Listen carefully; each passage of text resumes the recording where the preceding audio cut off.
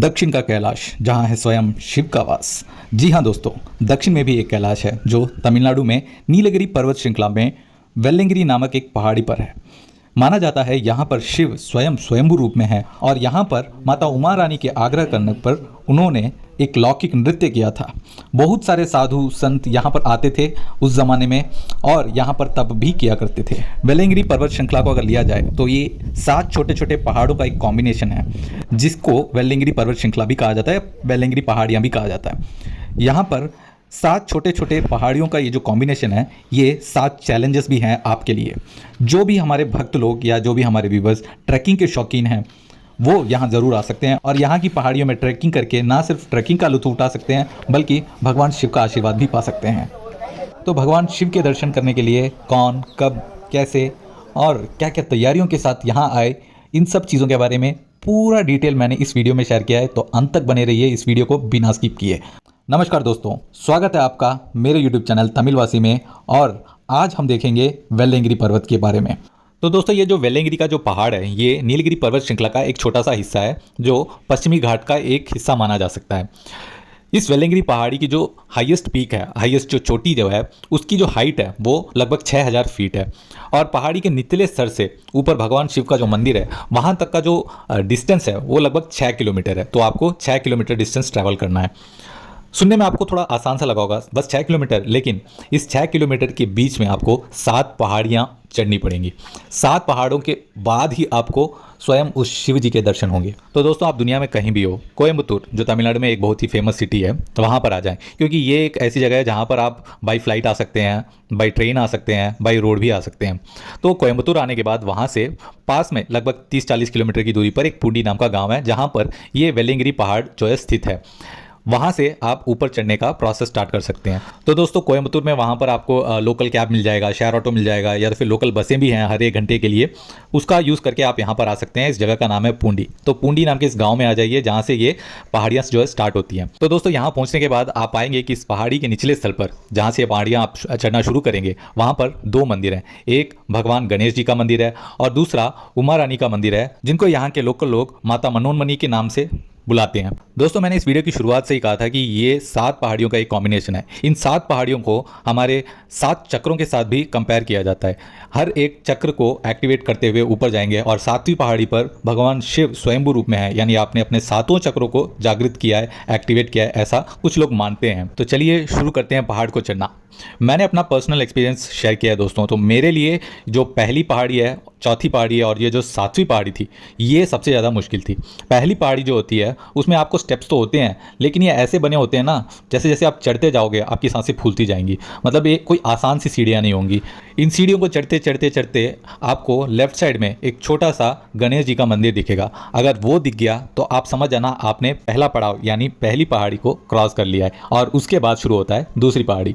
दूसरी और तीसरी पहाड़ी जो है वो बड़े बड़े चट्टानों से बनी है और ऊपर चढ़ना थोड़ा मुश्किल का काम है, इसीलिए इन चट्टानों को काट कर स्टेप्स जैसा शेप बनाया गया है और इनको चढ़ना देखने में तो आसान लगता है, लेकिन ये चट्टानों से बनी सीढ़ियाँ हैं तो इस वजह से ये फिसलने के चांसेस भी ज़्यादा हैं यहाँ पर।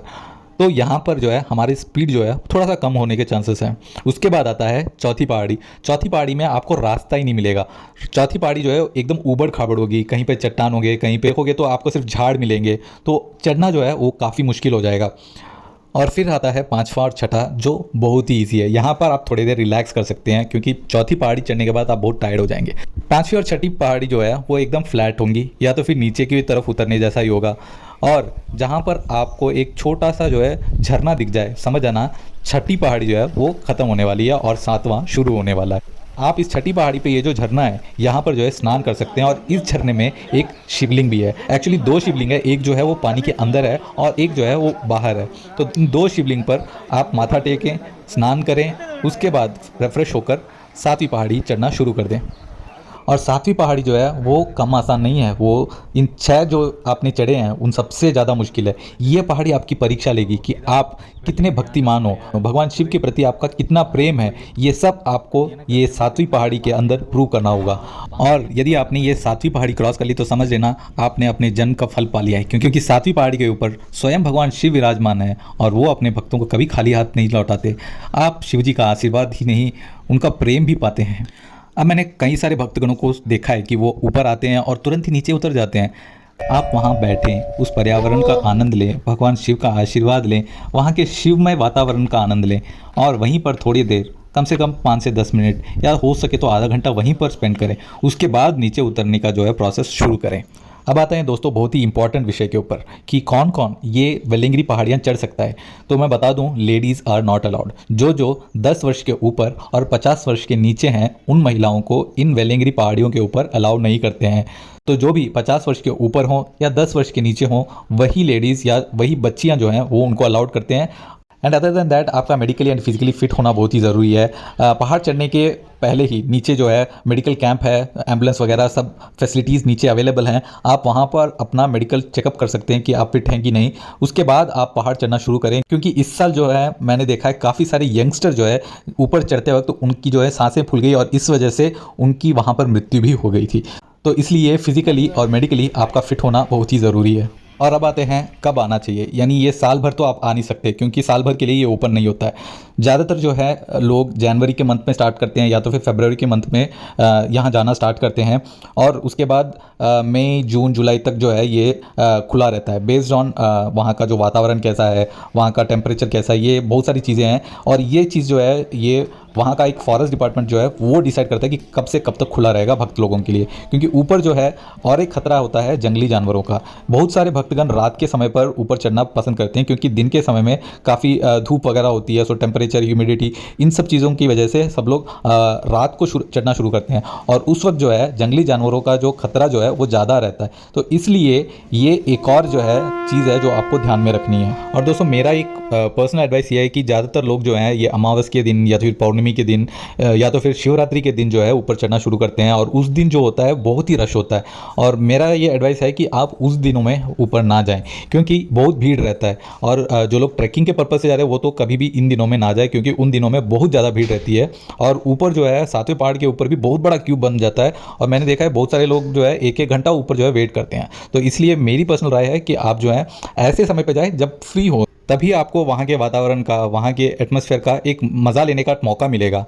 और दोस्तों अब आते हैं क्या क्या तैयारियों के साथ ऊपर जाना चाहिए। तो ऊपर जो है प्लास्टिक बिल्कुल अलाउड नहीं है, तो इसलिए प्लास्टिक के कैरी बैग्स हैं, प्लास्टिक के डब्बे हैं, ये सब तो आप लेके ना जाएं क्योंकि आपको सिक्योरिटी चेक में ही पकड़ लेंगे। इधर तक कि अगर आप बिस्कुट भी लेकर जा रहे हैं ना तो आपको कवर से निकाल कर अलग से एक न्यूज़पेपर में रोल करके दे देंगे। तो इस लेवल की जो है सिक्योरिटी चेक होगी। और जो वाटर कैन जो आप लेके जाते हो उसके ऊपर स्टिकर लगा के दे देंगे ताकि आप नीचे वापस आते वक्त वो स्टिकर दिखाएं करके, और अगर वो स्टिकर ना हो तो आपको जुर्माना भी लगेगा। दोस्तों पहाड़ी के ऊपर बहुत बड़ी दुकानें नहीं है, छोटी छोटी दुकानें जहाँ पर आपको पानी, कोल्ड ड्रिंक्स और स्नैक्स वगैरह रिफ्रेशमेंट के लिए मिल जाएंगी। लेकिन अगर आपको खाना वगैरह चाहिए तो आप नीचे से पैक करा के ले जाएं। और जो ऊपर जो दुकानों में आपको कोल्ड ड्रिंक्स स्नैक्स वगैरह मिलेंगी वो एमआरपी के ऊपर ही मिलेंगी क्योंकि इन सब सामानों को ऊपर जो है एक बंदा उठा के लेके जाता है और उसको ये कमीशन देना पड़ता है। इस वजह से ऊपर चीज़ें थोड़ी महंगी है। ऊपर घोड़े, खच्चर, इन सब को लेके जाना भी संभव नहीं है क्योंकि रास्ते इतने मुश्किल हैं।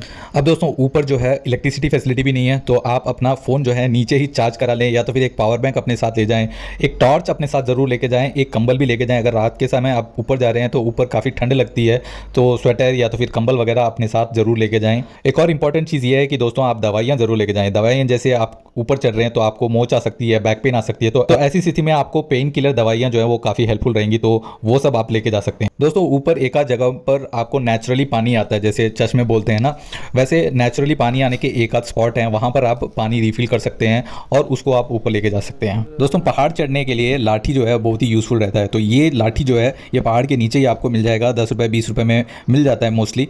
आप चाहें तो आप इन लाठियों को लेकर उनके सहारे भी ऊपर चढ़ सकते हैं। तो दोस्तों उम्मीद करता हूँ आपको ये वीडियो काफ़ी पसंद आया होगा, आपको बहुत सारी नई जानकारियाँ मिली होंगी और आप लोगों में से कुछ लोगों को यहाँ जाने का एक प्रोत्साहन भी मिला होगा। जो लोग यहाँ जाना चाहते हैं, वेल्लिंगरी पर्वत आना चाहते हैं, प्लीज़ उनसे एक ही अनुरोध है कि आप जब भी यहाँ पर आएँ आप कृपया यहाँ के वातावरण को प्रदूषित ना करें और दूसरों को भी प्रदूषित करने ना दें। क्योंकि मैंने ऊपर देखा था कि कई सारे लोग चोरी छुपे ऊपर प्लास्टिक के कैरी बैग ले आते हैं या तो फिर इवन दो आपको फ़ाइन भरना पड़े करके वो बॉटल वगैरह ऊपर फेंक देते हैं या तो फिर चाय के जो कप होते हैं उनको यहाँ वहाँ फेंक के आ जाते हैं। तो ये सब चीज़ें ना करें। हम सब भगवान शिव के दर्शन करने जा रहे हैं, उनका आशीर्वाद पाने जा रहे हैं, तो हम उनके मंदिर को कैसे प्रदूषित कर सकते हैं। और कई सारे लोगों को मैंने देखा है, जो मैंने आपको बताया था, छठे पर्वत पर एक झरना है जिसे आंडी सुनई भी कहते हैं, वहाँ पे कुछ लोग स्नान करने के बाद कपड़े जो है वहीं पर छोड़ के चले जाते हैं। तो ये चीज़ें कृपया ना करें। भगवान के मंदिर को साफ सुथरा रखें, सुरक्षा के साथ जाएं, सुरक्षा के साथ वापस आएं, भगवान शिव का आशीर्वाद पाएं। अगर आपको ये वीडियो पसंद आया तो अपना प्यार हमारे साथ शेयर करें। अगर आपको कोई डाउट है, कोई प्रश्न है आपको पूछना है, तो वो भी आप पूछ सकते हैं। और ऐसी वीडियो के लिए हमारे साथ जुड़े रहिए तमिलवासी यूट्यूब चैनल के साथ। हर हर महादेव।